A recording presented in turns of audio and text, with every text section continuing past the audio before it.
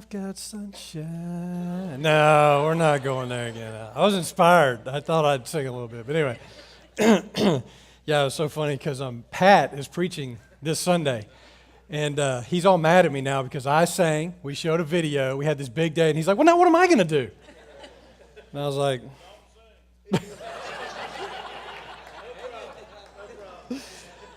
well, I actually told him, I said, brother, you better come up with a song or learn to juggle or something really quick because, it's going to be so good. Hey, we're so glad that you are here tonight. Thank you for coming. I want to say thank you to the band, to all the volunteers who are serving, to all the folks who are watching our children, all the folks in the booth, everybody. We appreciate those who are volunteering tonight. Such a great picture. Just baptism is an important part of us gathering together tonight. And so again, thankful to our folks who were baptized, their families and friends for being here and celebrating with us. Just really good stuff. And I was reading a passage out of the Psalms earlier this week, and it's out of Psalms 145, but it talks about this whole thing of talking about God's mighty works, of celebrating that, of looking at what He does and how He does that. And it reminded me that, as the people of God, we've been doing that for thousands of years. We've been gathering and singing His praises and worshiping together and proclaiming His mighty works and just talking about what He does for thousands of years. So it makes perfect sense for us to do this every year. To have one night where we come together, we praise God, worship Him, we look at all the stuff that He's doing among His people and in this world, and just thank Him for what He's doing. And so that's a big part of what we're doing here. We've done this for, I guess, about 15 years now, and we're going to keep on doing it. It's just something I think is so important for us to gather in this way and just kind of be the family of God. So good stuff. Before I get going any further, I want to do something because I'm going to be talking a lot about our leadership, and I don't want to assume that you know who all of the folks are on our executive team. So I wanted to introduce them tonight, and they're going to come forward. So Bo Morrissey, if you want to go ahead and head this way. Bo is the chairperson of our executive team, and he is responsible for making sure that team is heading in the right direction. He's responsible for all the different areas, making sure that we're working together as one to advance the mission of leading people to know and serve Jesus. Man, he's just looking so sharp with that suit on tonight, man. Golly, showing me up. But anyway, Bo does such a great job. Stay right here. Richard Miner. Richard is our lay leader, and every Methodist church has one of these. It has a lay leader, and so, yeah, Richard's always wanted to preach, and we're having to tackle him every now and again, but his responsibility is to be like a liaison between the church and the leadership. So if you have things you want to share about the church, basically he's also the complaint department. If you have a complaint, come to Richard, and he'll be glad to listen and help walk you through that. And he has a big job too. He is technically on every committee we have. And so he's responsible for being there and being the common thread through all of those teams to make sure that the whole mission is being taken care of here at the church. Don Carson. Don is the chair of our finance team. And you want to talk about a big job in a church. We're not a business. We don't make widgets, and if we were a little bit behind this year, we make more widgets for next year and then make a higher profit, that kind of thing. We just trust the Lord. It's like, oh God, please make the money happen for next year. It's a tough job. But they do such a great job of stewarding our finances, of making a solid budget for the next year, making sure that we stay on track with that. They work really hard, and I appreciate the team and appreciate Don and what he brings to that. Frank Vickery is the chair of our personnel team, and he also has a very big job because part of the personnel team's responsibility is to deal with me. They have to. They're responsible for the appointed pastors at this church, which that is me now, and also for taking care of all of our paid staff and making sure that they are adequately paid and that they have a solid job description and are encouraged and supported in what they do. And I certainly appreciate them. Chuck Reed is the chair of our trustees. Trustees, basically, they're in charge of all the assets of the church. They're in charge of the building and the grounds and all the bank accounts, anything that we have and own, they are responsible for. And we're going to be ramping up that team a little bit this year, so we're trying to get Chuck ready for that because we got a little work to do around our facility and all that, so we're looking forward to energizing them. We also have several what we call ad hoc members. In other words, they don't lead any particular administrative area. They serve on the team to help give us guidance and wisdom and to hear from the Lord and pray. And so Brandy Wynn is one of those, Andy Carter and Lacey Slagley. And each of them contributes so much to what we do as an executive team, and we love having them on board. Myself and Jack Fisher are the staff representatives on the team. And Jack, where are you? I think you know Jack, wherever he is. Oh, he's way back there. Yeah, you can just stay right there. It's all good. So, so anyway, this is your leadership team. They need your prayers, and you can appreciate them if you would like. And just, thank them for what they do. Thank you, guys. Y'all can go back and have a seat. Just wanted you to put a name with a face so that if you have questions or need support, no, you're good. Go ahead and sit down. And I don't need any more help. I'm good. And they would love to talk with you, and just know that they work hard at what they do, and I do hope that you'll pray for them. Also, I love that we have interns, and this year we actually have paid interns, which we've never had before, but we love that. They are really a huge help here at this church. We love our college students. Are there any interns in here? Yeah, we got Will Coleman in the booth. Rebecca, is she somewhere? Who else? Okay. And then are the rest of them in the back with the kids? Yeah, okay, awesome. Anyway, we love you interns everywhere. So when you see an intern, well, if you know who they are, hug them and thank them for what they do. And then really, I just find myself very, very privileged to work with the staff that we have here. They are awesome. And it is a blessing to have such a team of people who are your lead servants. That's what they're here for, is to serve you and to help equip the body. And they do just a phenomenal job, and we're grateful for them as well. So anyway, those are all the folks who provide leadership around here. One of the things I want to do right now is just take a look back, and we're going to do that by, if you'll take the card, it's an infographic card that's on your table. I want to take a look at just some of the numbers on here, and I just want to say again, every number represents a life. And so these are not just numbers, these are people's lives who've been changed, and just represents so much ministry that's happening here. We've grouped it by worship groups and serving, which is this how we function around here, our sort of simple strategy. And so I'll talk about it in that way. First of all, worship in that left-hand box right there. Just want you to know that we have 955 members. I have people asking me all the time, well, how many members do we have? Well, now you know, 955. So if somebody asks you, now you can tell them. We took in, it's not on here, but we took in 66 new members this year. We averaged about 603 people in worship over this past year, and it's crazy because I think about that number and I think about where we've been over about the last month, which is completely jammed in both services for the most part, and we're way over that now. 49 baptisms last year, children, youth, and adults, which is such an important marker of health in the church body spiritually, and so we just value that so much. 175 kids worshiped each Sunday with our Cornerstone kids. 160 college and youth worshiped each week. Go over to the right to the groups. I'll just look at a couple of those. The top number there, 296 people in 22 community groups, and that's such a vital part of who we are and what we do, and so it's so great that we have such a high percentage. We want to see way more than that involved in our group. So one other thing, we had 4 equip sessions last year. Our community group leaders, finances, and then men's and women's equips, and all those went really well, and we'll talk more about what we're going to do with those in this coming year. Bottom left, in serving, we had 319 volunteers that shared their time and talents in guest services, worship, production, youth, and kids. Basically, it takes a small army to pull off what we do here every week, and just so grateful for all of you who serve. And if you have not found a place to serve yet, we would love to get you involved. Also, I just want to point out that foster care ministry number. We serve 75 foster families through Big House, Kids Night Out, and Santa's Workshop, and we really love to be able to support, especially our foster parents. That's a tough job. That's a tough calling, and we appreciate what they do and the effort they make, and we appreciate what's happening in the lives of those kids that are going to have a future, and they're going to be exposed to Christ and to a lot of love. And so we're grateful to be able to do that. Bottom right there, 100 volunteers serve 290 kids at WinShape camps for communities. So I'll talk about that more in a minute. 88 kids, youth, and leaders served locally in Atlanta. 240 shoe boxes went over to Operation Christmas Child. That just barely scratches the surface. I wish we could talk about every single thing that's going on here, but we just wanted to highlight a few things. If you'll flip that over, just want to point out a couple of things about the giving over this past year.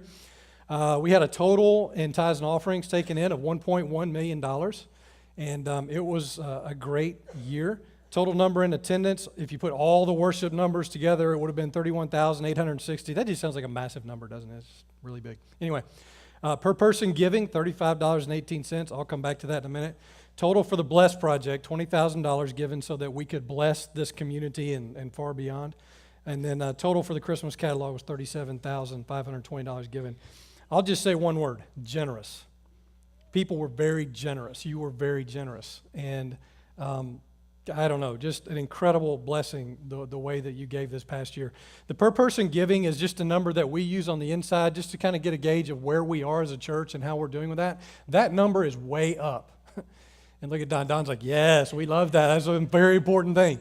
And it shows that those of us who give here, we found another level to get to with our giving. We found another place where we could trust the Lord with what we do with our finances and believe in the mission of ministry of this church.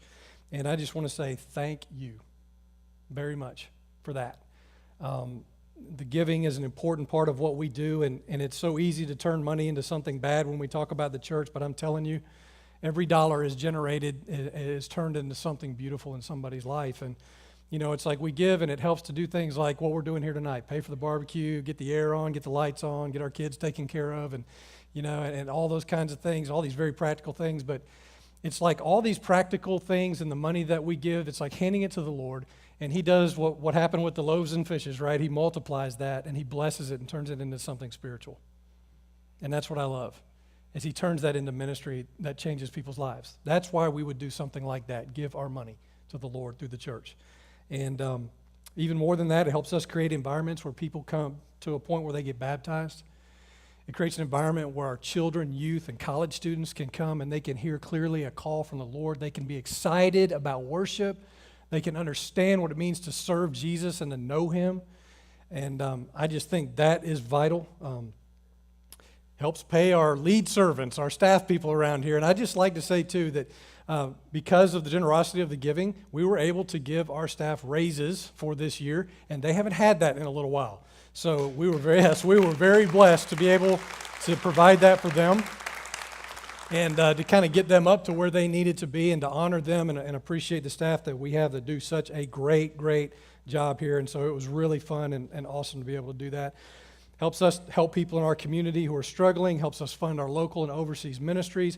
And kind of back to the kids and youth and college students, it helps us raise up the next generation. Because you know what? One day we're not going to be here.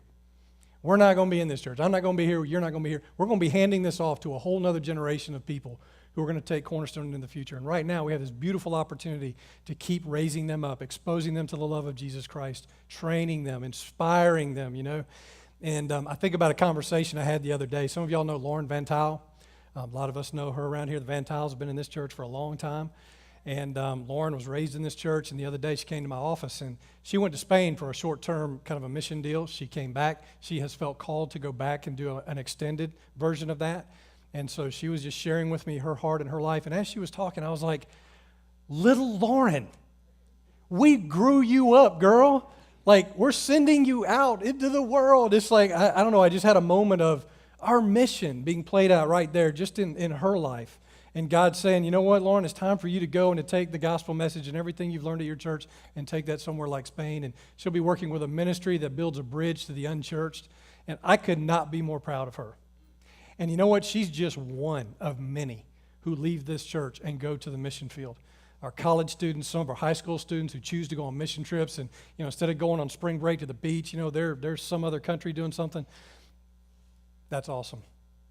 You know, that's worth every penny I put in the plate for me personally anyway. I mean, I believe in that. I believe in watching that happen through this church, so I love it.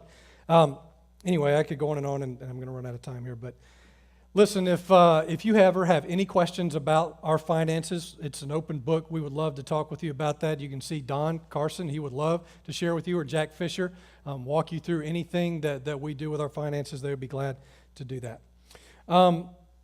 All right, so tonight, the theme that is sort of the unofficial theme of the night is just this one word: together.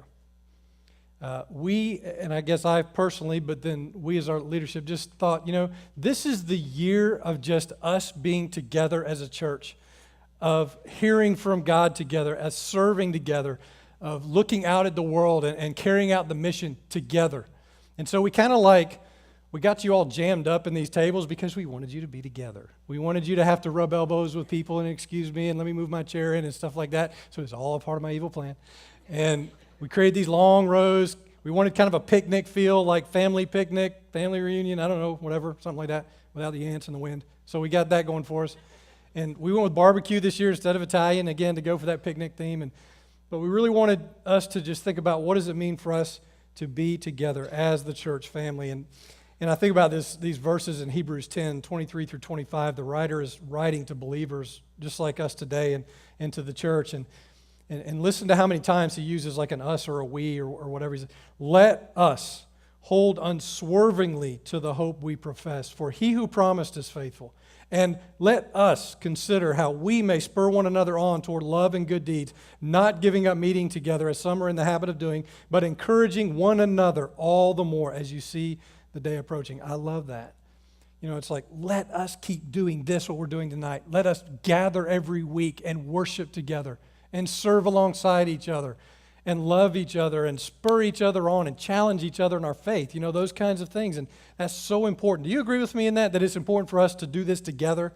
Because you know what? If we try to do it apart, it will never work. It will never work.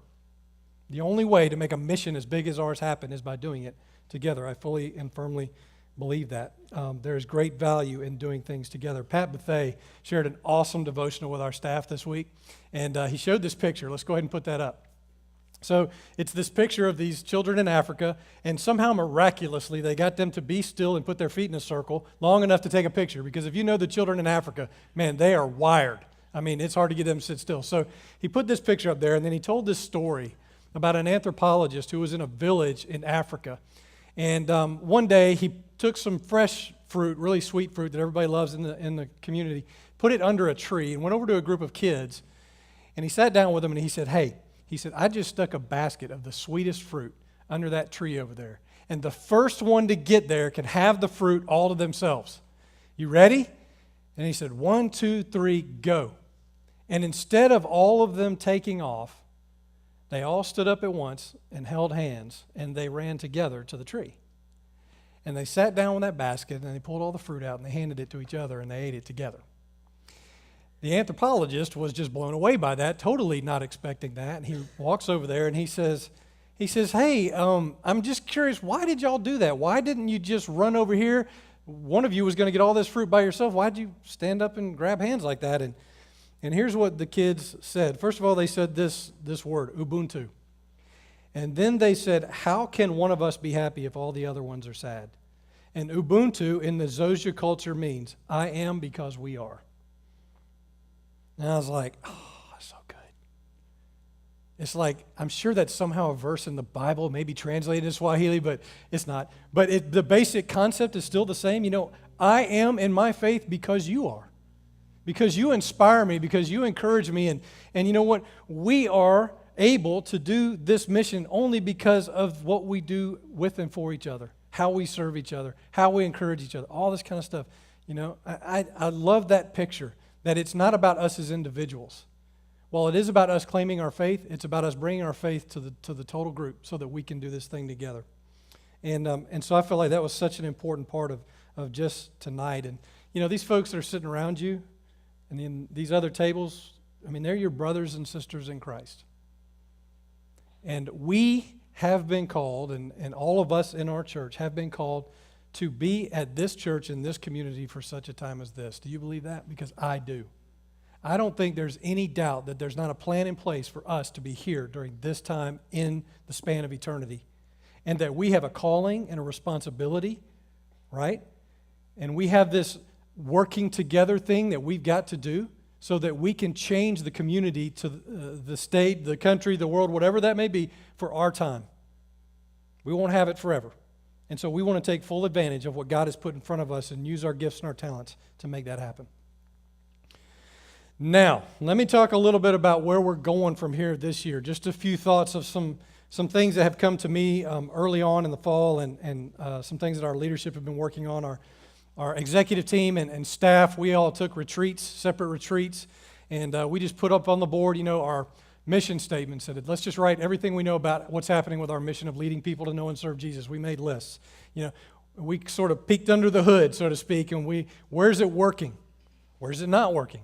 Where are some areas that we need to shore up? What are some things that seem unclear? And we spent a lot of time doing that, and some great conversation came out of these meetings that I was so excited about. So I took all those notes and wrote them down and essentially made some goals to help us work through this year.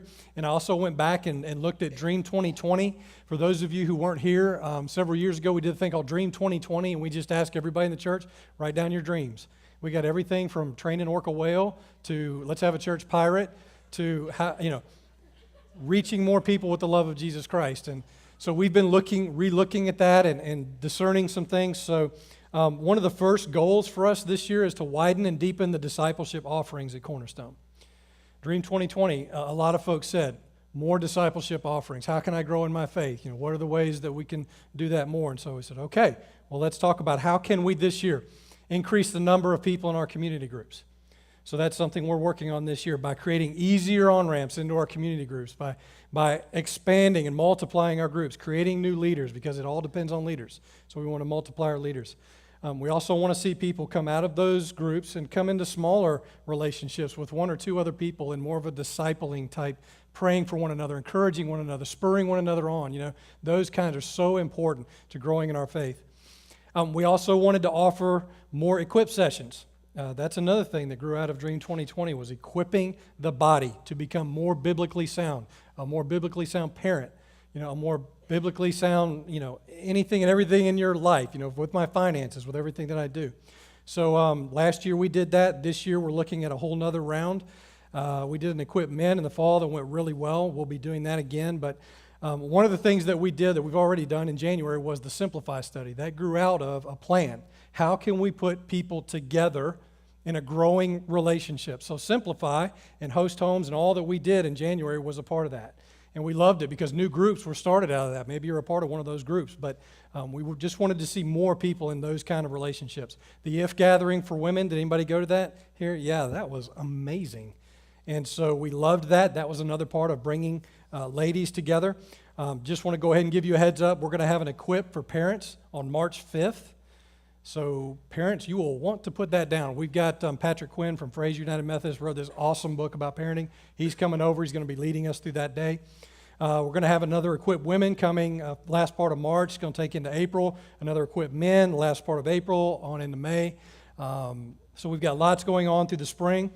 And next fall, we're going to do another church-wide study. We loved that so much and found such great value in it. We'll do another one in the fall, just a way that we can all sort of be together with that. Okay, so you get that, broadening, deepening, offering more of that discipleship opportunity. We're also working on creating a more defined pathway, especially for non and new believers. That's one thing that's just really a burden on my heart, is making sure that if you come to our church, and if you're not a believer and you said, I just need to take a first step with something about God, or you're a brand new believer trying to get started, we need to make a very clear step for you when you come here. And we've kind of looked at that and said, maybe we don't have the clearest step right now. So we're going to work on that and create an on-ramp that is easier for people who really want to grow in their faith. Please don't hold me to anything, but it could be something like a series of classes just about our beliefs. What do we believe about God? What do we believe about Jesus? What do we believe about the Bible? I have a feeling if we do it, we may have some more seasoned veterans who might want to go through that with us too. But anyway, we want to create a way where it's clearly communicated for new and non-believers to take steps here. And in general, we want to create a more defined discipleship pathway. And that'll be done just working through our worship groups and serving process. Another thing that we're going to do is tighten up and implement a solid plan for our local and international missions. Uganda, we've been doing a lot of talking and planning about the future of Uganda for us. In some ways, the window has sort of narrowed a little bit on what we're doing over there, only because we've moved up the road from Baloba Community Church to Africa Renewal University and to the clinic that's on their property. And most of our trips from now on are going to be focused in three ways: around the medical clinic, around what's happening at Africa Renewal University, including their chapel, their new church, and then our children who are part of the child development program. And so there will be fewer trips that will be much more focused and intentional. Groups will stay on site at Africa Renewal University. I know that if you've not been, you don't know what I'm talking about. But anyway, so you'll have to go to figure it out. But that's what we're going to be doing, and we're really excited. God has put a massive, awesome path in front of us there. By the way, we have another trip coming up July 6th through 14th. We have 12 slots available for that. Again, July 6th through 14th. Jack Fisher, who's walking right back there toward the door. If you are interested in that trip, you can see him and he can give you more details on that. Also, I want to give you some inside information here.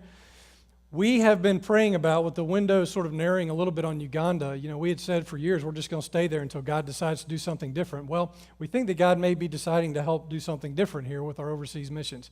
Another thing that came out of Dream 2020 was, is there any way that we could take trips that are not as expensive, not as far, and don't take as long? And it was like, oh yeah, okay. So it's a little expensive, a little long to go to Uganda. We totally get that. So out of that, we began to pray. Okay, well, if God brings something to us, we will definitely entertain that. Well, God has brought something to us through an individual who is already connected in Nicaragua. And so what we have done through thinking about this, praying about this, is we have sent a few people, a few teams down there just to see what's going on near Tipitapa. That's the town that it's near. There's a couple, Marvin and Gretel, who are ministering in that community, and what they're doing is phenomenal. They have a church, but they also have a feeding program. It's a very, very poor part of Nicaragua. It's one of the places where there are dumps and the children work through the dumps to get food and that kind of thing. It's just rough. But the ministry that they're doing is absolutely amazing. And so we've just been exploring this and praying about it. I've talked with Marvin and Gretel just over the phone. I'm going to be going down in April just to lay eyes on what's happening there and just really hear from the Lord and see if that's some place that we want to make a permanent partnership. So that might be the step that people can take, that, they're in the same time zone. It takes a lot less time to get there. It's a lot less expensive, and yet the impact will be no less than what we've been doing in Uganda. So we will keep you informed on that. If that becomes something that we take on as a permanent partner, we will let you know immediately. Okay? All right, as far as local missions goes, we are still working on a clear plan of just how to increase our impact here. And I think about the fact, first of all, though, that as a church in this community, we are making an impact. Every Sunday, as we inspire and equip and train people and send them into the school system and send them out to their job, the mission is happening here. We get that totally. But specifically, there are also a few things that happen, like I think about Radius Camp. With our youth and the impact they make during that time during the summer. Wind-shaped camps, man, that was phenomenal. I mean, unbelievable. And the goal of Windshape is to reach the community. I mean, the whole goal is to bring kids who could never afford to come to a camp like this, scholarship them, and bring them on board. And we saw that happen in such a beautiful way this past summer. We're bringing it back. And it's going to grow. I mean, it's going to be like 50%, maybe even 100% larger than it was this last summer. I'm quite sure of that. So we're having to try to figure out where we're going to put this and how the facilities are going to go. But we've committed to bring it back to this community. There is a place in the corner of the welcome area where if you want more information, you can find that out. And Jill would love to talk with you about it if you want to be a part of it. I'm way over my time, so I'm going to sort of keep breezing through here. One more thing. I'm going to be working with our executive team to create, I guess, what we just might call a growth plan for the future of our church. And, it's like one question that I've asked is, we've gone from one church in 3 locations to what? Well, I mean, yes, you can obviously answer one church in one location, but my question is, but what does that mean for us?